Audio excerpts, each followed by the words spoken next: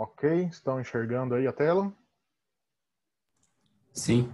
Sim. Maravilha. Então, continuando, é, falando das metas comuns, tal, exemplo de organizações dos trabalhadores, né, a greve dos caminhoneiros, a ocupação das escolas pelos estudantes, né, são exemplos de metas comuns que fazem as pessoas se agregarem em grupos, né, lutando, exigindo uma meta comum.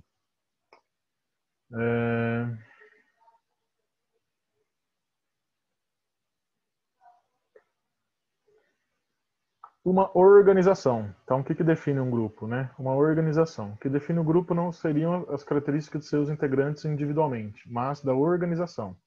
Aí aqui é uma observação minha, né? Seria o contrato, né? O chamado contrato grupal, né? Que faz o grupo existir como tal. Regras, papéis, valores próprios, etc.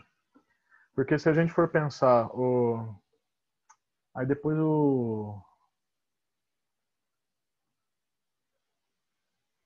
Martim Baró vai fazer uma diferenciaçãozinha entre...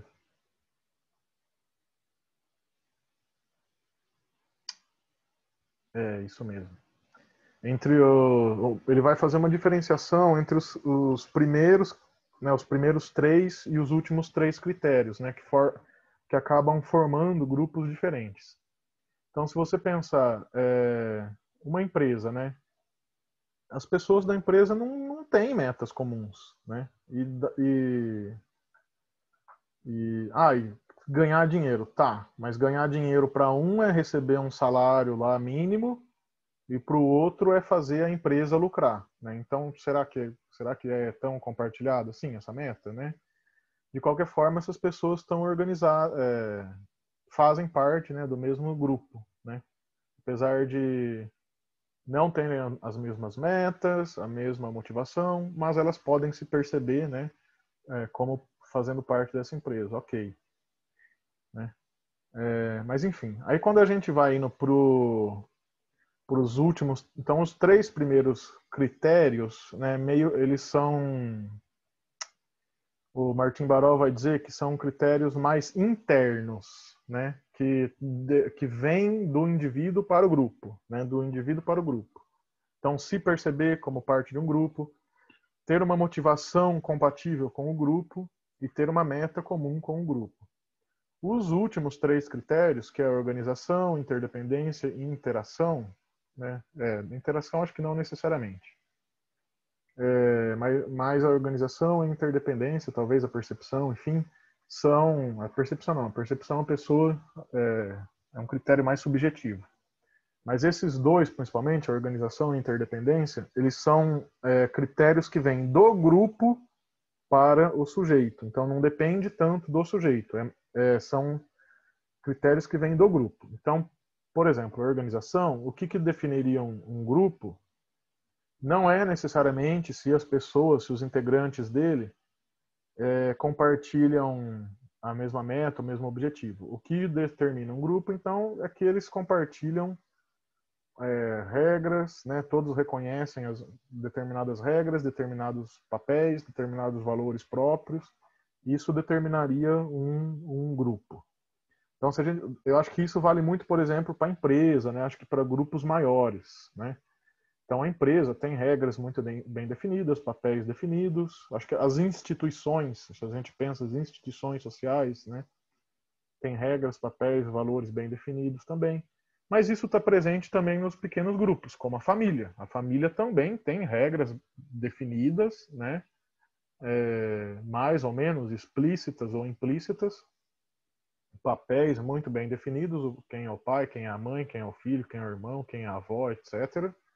Quem é o primo, quem é o tio, e tem valores próprios, né? Nessa família é assim que funciona, né? Todo mundo concorda, ou não, mas enfim, o chefe determina, por exemplo, ou a chefa, sei lá. Explícito ou implícito, existem valores próprios a esse grupo, né? Então, é um critério também para se observar, né, no grupo, que define um grupo. O critério E, a interdependência. Então, também não considera necessariamente as características dos membros em si, mas a interdependência entre eles para que o grupo exista. Aí ele dá um exemplo de empresa também, né? Por exemplo, a equipe, diferentes papéis, motivações e objetivos, mas são interdependentes. Então, quem está numa equipe, deixa eu pensar, me ajudem se vocês pensarem em alguma coisa.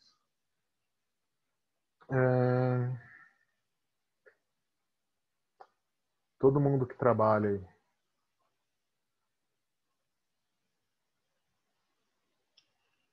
Equipe de uma loja, vai, um grupo bem pequenininho. Bem pequenininho assim, tipo assim, umas 10, 20 pessoas, né? Não é muita gente.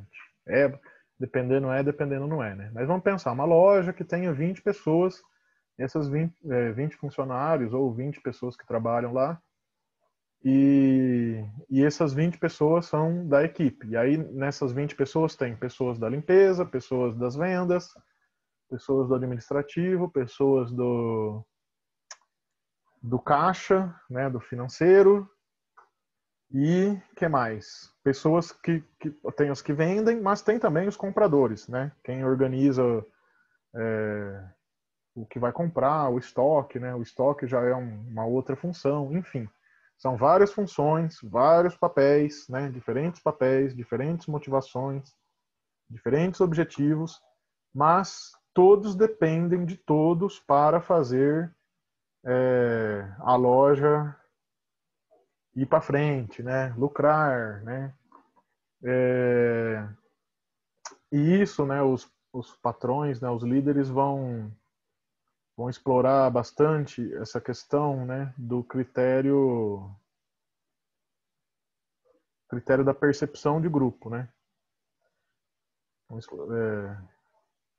Vão incentivar isso, né? Todos aqui são uma equipe, né? A loja não funciona sem vocês, a empresa não funciona sem vocês, né? Precisamos da sua garra, precisa vestir a camisa da empresa. Então, isso é perceber-se enquanto membro daquele grupo, enquanto integrante daquele grupo. E ressalta também a interdependência, né? Que um depende do outro, né? Discursos comuns, né, de líderes nessas empresas, tipo, não é porque é da faxina que é melhor do que ninguém, né? Ou pior, né? Todo mundo depende de todo mundo, né? Isso então forma a integração em um grupo, determina a integração, a participação de um grupo. E por último, a interação. Para que haja um grupo, é condição que seus integrantes interajam entre si. Barós cita Shaw, que considera que a motivação e a percepção podem estar presentes na formação e funcionamento de grupos, mas que o essencial são as interações e a influência mútuas que cada membro exerce sobre os outros. Vamos avançar. Sobre essa questão da interação, acho que ele vai discutir um pouco ainda. Ah, não. Tá. Deixa eu ver, porque parece que ele dá uma problematizada. Essa questão da interação.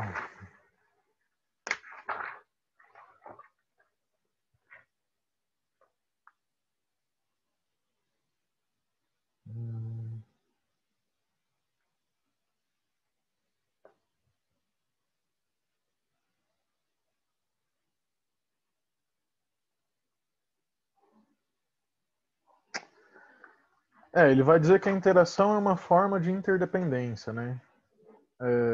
Mas não sei, né? Às vezes uma empresa não tem interação, né? Existe uma interação entre uma equipe, entre os membros de uma equipe, entre um membro da equipe e outros. Né? Então, nesse sentido, existe interação, mas não existe interação de todos com todos, no sentido de que a interação eu compreendo como uma relação que um afeta o outro e o outro afeta um, é uma relação dialética. Então, por exemplo, na empresa, uma decisão do superior vai afetar o subalterno, né?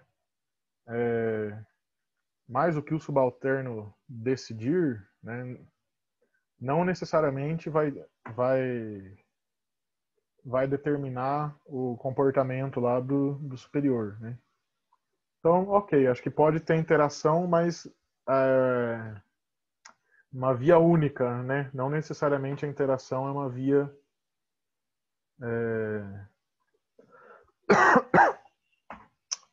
fugiu a palavra, uma via de mão dupla, né? Não necessariamente a interação é uma via de mão dupla, pode ser uma interação de via única, né?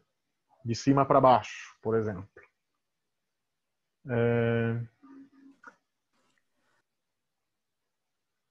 Bom, o que é o essencial, né? Segundo esse Scholl que o Baró cita, são as interações e influência mútuas que cada membro exerce sobre os outros. Seria o essencial de um grupo. Vamos avançar. Aí ele vai buscar algumas outras referências para pensar os grupos. E aí ele vai lá na sociologia, com o Durkheim, que o Durkheim conceitua que existem dois motivadores básicos, né, para as pessoas se unirem em grupos. Que um seria a solidariedade mecânica e o outro seria a solidariedade orgânica. E aí ele vai até dizer que a teoria do Freud é expressão da solidariedade mecânica e a expressão e a teoria do Levin é um exemplo de solidariedade orgânica. Na solidariedade mecânica, um tipo de grupo que surge por elementos individuais, internos, em comum, tal qual motivações, objetivos, etc., né, vai ser uma solidariedade mecânica. Critérios A, B e C. Qual critério A, B e C, professor? Estou perdido. Esses aqui, ó. A, B e C. A, B e C. Um segundo tipo surge da dependência funcional do integrante no grupo, né? Ou seja, uma organização externa ao indivíduo. É a solidariedade orgânica, os critérios D, E e F. Os termos solidariedade mecânica e solidariedade orgânica são de Durkheim. Então tá bom. Aluninhos, momento da chamada oral valendo 0 pontos, que eu não vou pontuar. Mas eu quero que alguém me responda.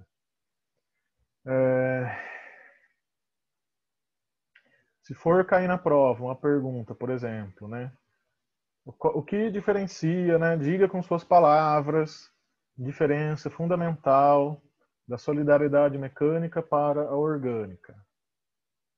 Pode olhar no slide, pode olhar no texto, aproveita. Qual que é a diferença fundamental da solidariedade mecânica e da solidariedade orgânica? Professor, Aluna.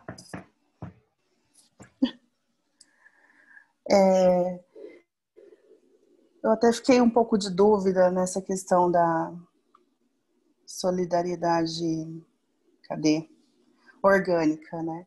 A mecânica ficou um pouco mais clara, mas enfim. Ali no texto fala que a mecânica se fundamenta na existência de elementos comuns. As pessoas pensam, sentem ou atuam da mesma maneira. E a orgânica é baseada na dependência funcional entre os membros de uma sociedade. Então, assim, a mecânica eu acredito que eu entendi, mas a orgânica eu fiquei um pouco perdida. Qual é a dúvida da orgânica? Eu li o texto, eu acho que eu entendi, mas eu não, porque assim, não sei se pelo fato do exemplo da mecânica ter sido o texto de Freud, eu acho que eu entendi melhor. O texto de Levin eu fiquei meio perdida. O que você entendeu da solidariedade orgânica?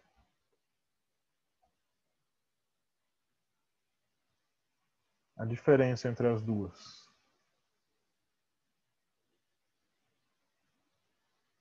Gente, quem quiser ajudar, responder, pode falar.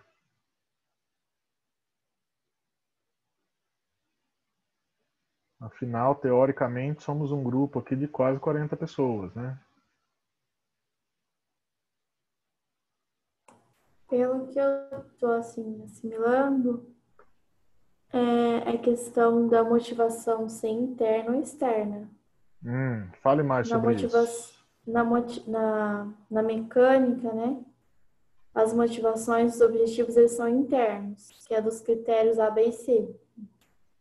E na orgânica, a organização ele é mais orientado por motivos externos, né?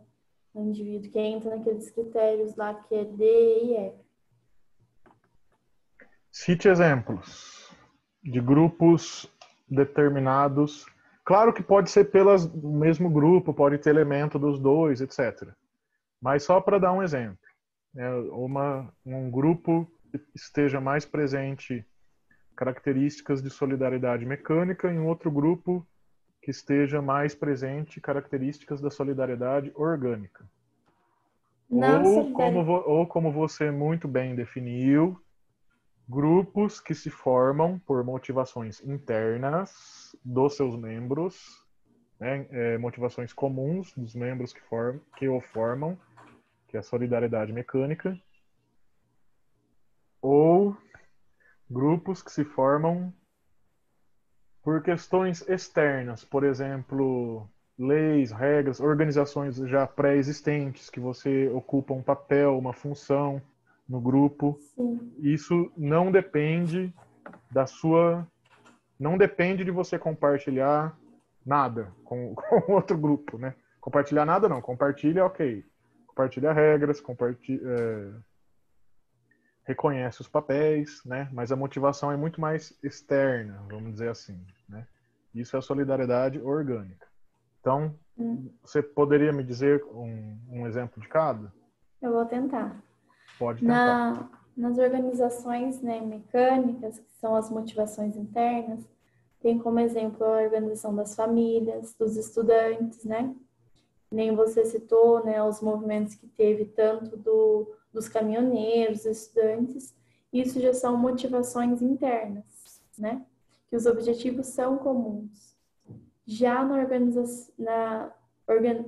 orgânica, né, em que as motivações são externas, entra como exemplo as empresas, né, e que já têm os objetivos comuns, assim, já previamente formados, né, independente se você já esteve ali antes ou não, você é inserido naquilo, né, não que as motivações sejam comuns. Seria isso? Seria isso. Muito bem, parabéns. Se tivesse valendo nota, era 10. Obrigada. Nada. Michele, fica mais claro para você a diferença, o que é a mecânica, o que é a orgânica? Sim, professor, acho que para mim, quando tem exemplos, assim, como acho que foi a Paula que falou isso, Uhum, quando tem exemplos, para mim fica mais fácil para entender. uhum.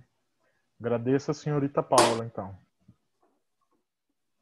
Muito obrigada, Paula. De nada. Muito bem, amores. Prossigo? Posso prosseguir? Tudo ok até agora? Alguém tem mais dúvida até agora?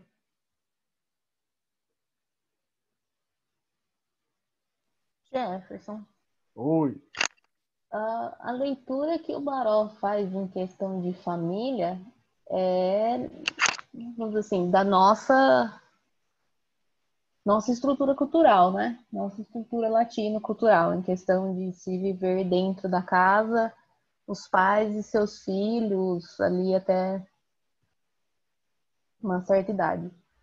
Uhum. Ou ele faz uma leitura tipo, generalizada? Eu acho que é mais o primeiro caso. Por que você diz? Não, porque entra até na pergunta que a Maria Esther fez no começo, que ela falou assim, nossa, quando fala família é muito estranho, porque, por exemplo, dependendo ali, alguns países orientais, né, aquela pessoa lá casa, tem filhos e mora todo mundo na mesma casa, então tá todo Ah, mundo tá. junto, tipo, a avó com os seus respectivos filhos, aí os netos casam, ficam dentro da casa e assim vai indo, eles nunca saem como, tipo assim, uma estrutura familiar entre só o casal e seus filhos. É a família inteira dentro debaixo do mesmo teto, vamos assim. Uhum. Entendi. Sim.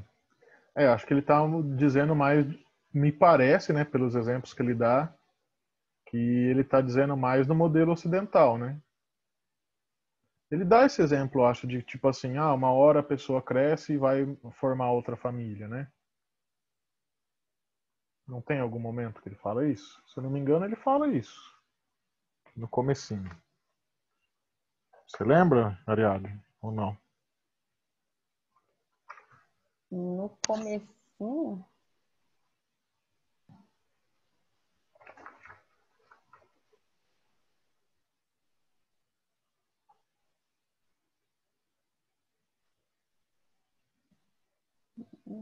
É isso mesmo. É um modelo mais ocidental. Ó. Aqui no critério B mesmo, que é as motivações compatíveis. Tá. Né?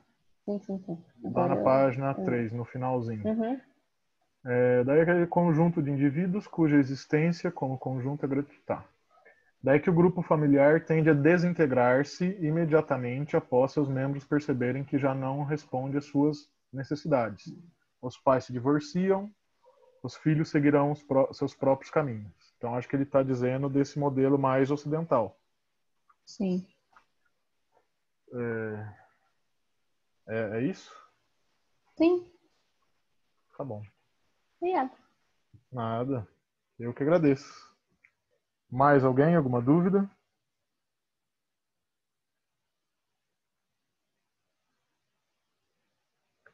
Não? Podemos seguir? Tá maravilha. Todo mundo tirando 10 na prova. Assim que eu gosto. Bom. Sério mesmo. Tirem 10. Que aí eu fico feliz. Bom, então o Baró então vai pegar dois representantes, né, emblemáticos das teorias de grupo, né? O senhor Freud e o senhor Levin. Né? E aí a teoria grupal do Freud, o Baró vai identificar como um representante, né, um exemplo de solidariedade mecânica. E o Levin, solidariedade orgânica. Vamos ver por quê. Né? Então, a teoria grupal do Freud, ele vai apresentar no textos Totem e Tabu e Psicologia da... Opa, coloquei a... Psicologia das Massas e Análise do Eu. O Freud considera que a sociologia é psicologia aplicada, e aqui eu estou invertendo a pergunta, né? E a psicologia não seria também uma microsociologia? Né? Então fica aí para vocês pensarem sobre isso.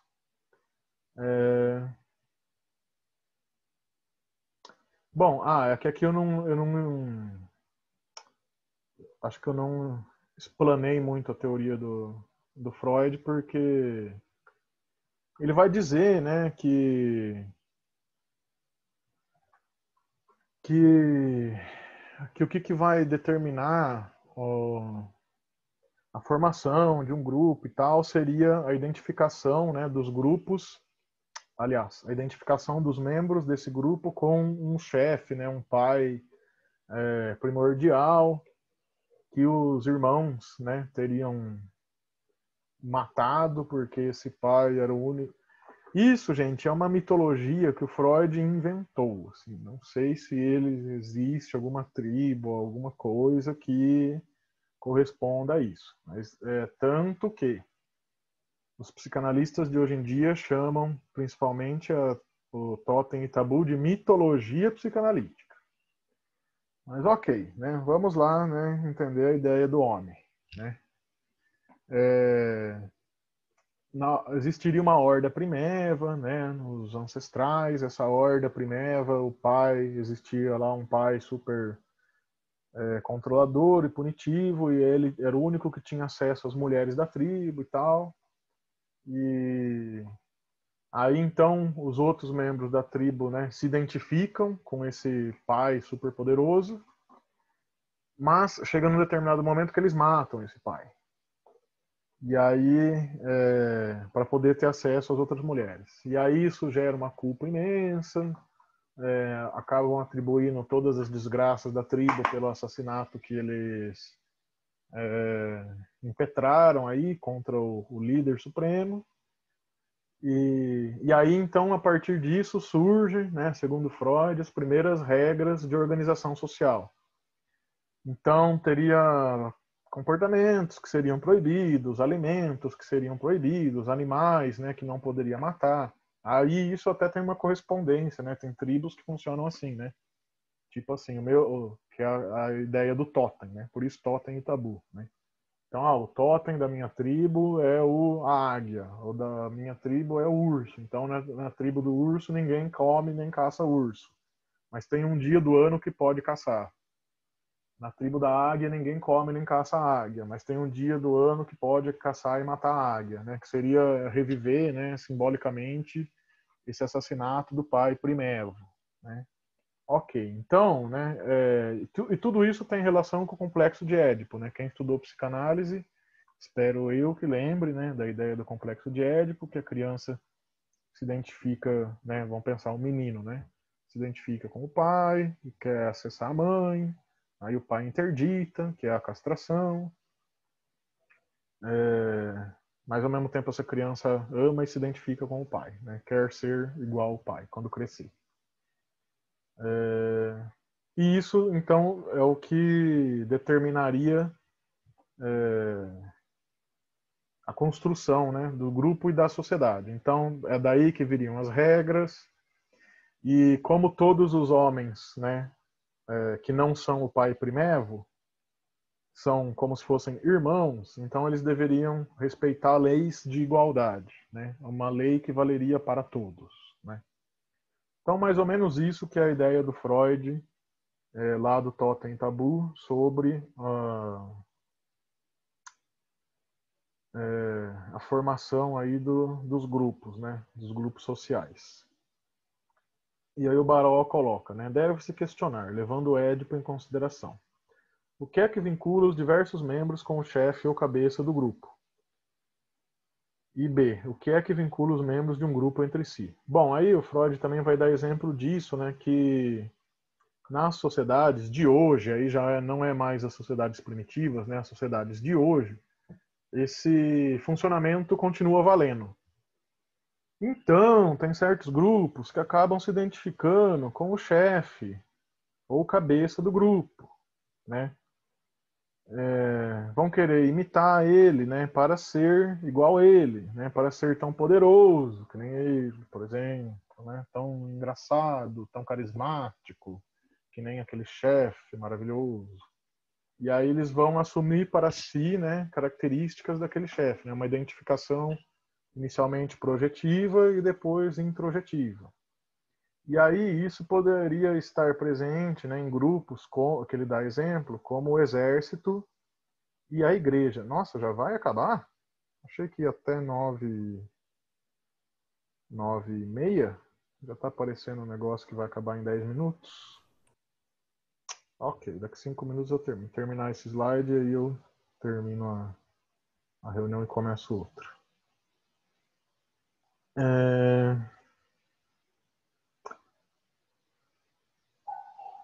Então, o exército aconteceria isso, né? Os soldados eles vão se identificar com o general, né? Vão se identificar com o seu superior, né? Acho que vocês devem conhecer pessoas que se identificam muito com o seu chefe, por exemplo. Ai, nossa, meu chefe é tão inteligente, meu chefe é tão não sei o quê, né? Como se estivesse se remetendo a um pai aí, né? E um outro exemplo também é a coisa da igreja, né? Então se identifica com o pastor, né? Ou o padre, enfim, o líder religioso, né? E o que vincula e da mesma forma, né, vincula o chefe e vincula os membros entre si, né? O que vincula, né, segundo Freud, a teoria dele é baseada na libido, né? A resposta é a mesma, são os laços libidinais, primários em A e secundários em B. Né? Em A seria uma libido que funcionaria segundo os critérios do processo psíquico primário, e em B seria o processo psíquico secundário, né? Mais ligado às regras, à organização e tal. E aqui é uma libido mais livre, mais solta, né? Como se fosse um puro amor, né? Tem a ver com a idealização, né? Então idealiza o chefe para seguir ele, para fazer igual. Estudo nessa época que o Freud escreveu essas coisas, né? Tava ascensão o nazismo também. Então, o nazismo pode ser um exemplo de como que as pessoas se identificam com um chefe. Então, por exemplo, o Hitler, né? Ele era considerado quase que Deus, né? E aí então as pessoas se vinculavam a esse líder forte, carismático, poderoso, né? E aí perdiam até o bom senso, né? A razão de tanto amor, de tanta identificação que tinham com esse líder, né? Com esse pai forte, com esse chefe super poderoso. Muito bem. Deixa eu ver qual que é a próxima. Tá. Tá bom. Bom, tenho 7 minutos. Acho que tentar terminar isso em 7 minutos. Opa. Então o chefe seria igual ao pai, né? Tudo isso, na verdade, eu acabei falando um pouco no slide anterior, né? A introjeção do pai como lei, né? Ele é o ideal do eu tenho que ser como ele, né? O modelo do eu. E claro que nessa identificação, né? Nessa introjetiva, projetiva, existe a ambivalência, né? Ou seja, o Édipo, né? Por um lado me identifico, amo, mas por outro gostaria de estar no lugar dele, então, portanto, tenho que depô-lo desse lugar. E com o grupo, né? Então isso é o Édipo individual, e com o grupo ocorreria o mesmo, só que coletivamente. E aí ele vai dar exemplo da igreja e do exército, né? Que são exemplos que o Freud usa. A gente poderia pensar na política também, será que é assim? Será que tem líderes que surgem assim com um determinado poder e as pessoas imitam, se identificam, perde a razão, o bom senso? Não sei, acho que dá para pensar se existe ou não. E a mídia, né?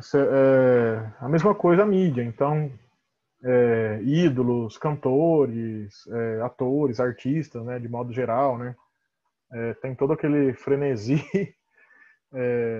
aquela idealização, né? Então a coisa de idealizar, idolatrar um cantor ou um artista, querer tudo igual a ele, fazer tudo igual a ele, né?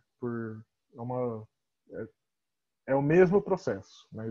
Identificação projetiva e depois introjetiva. Introjeta aquele eu perfeito, né? Aquele ideal do eu, como eu queria ser igual a ele, né? Isso eu estou dando exemplo de mídia, né? Mas vários grupos, porque a mídia ela fala para um grande grupo, né? Mas a gente poderia pensar na política também, no exército, na igreja, por aí vai. Exército e igreja são os exemplos que o Freud usa, que eu acabei falando até no slide anterior. Bom, portanto, o elemento principal para a existência de um grupo é a identificação de seus membros com um chefe ou líder, ao qual... Isso daqui, eu estava pensando na mídia, né? Agora me veio uma imagem, né? Então, por exemplo, hoje em dia tá meio... não está tão popular. Mas na minha época tinha muito pessoal roqueiro, né? Eu adorava, eu também eu gosto de rock, né? Me considero um roqueiro. E então você pensar, por exemplo, os metaleiros, né? Eles imitam seus ídolos, né? Usa camiseta preta, usa coturno, usa pulseirinha de Spike, né? Se é alguém que gosta de música gótica, né? Da tribo gótica, pinta o olho de preto, usa sobretudo, enfim. Né? Então, ver que é o modo como os cantores, né? Como a banda se porta, se apresenta. Então, existe essa identificação, né? Projetiva inicialmente, e depois introjeta esses elementos para si. Bom, portanto, o elemento principal para a existência de um grupo é a identificação de seus membros com um chefe ou líder, ao qual introjetam como ideal de seu eu, aceitando deste modo suas exigências como se tivessem surgido deles mesmos. Né? Isso daqui é perigoso, né? Porque dependendo de quem que você se identifica, né? As exigências desse eu ideal, você vai acabar tomando como se fossem suas mesmas, né? Suas próprias exigências. Vou dar um exemplo disso, um surto coletivo, né? Quem teve psicopatologia comigo já ouviu essa historinha. Mas na década de 80 tinha um pastor chamado Jim Jones, acho que é o nome dele. Deixa eu procurar certinho aqui.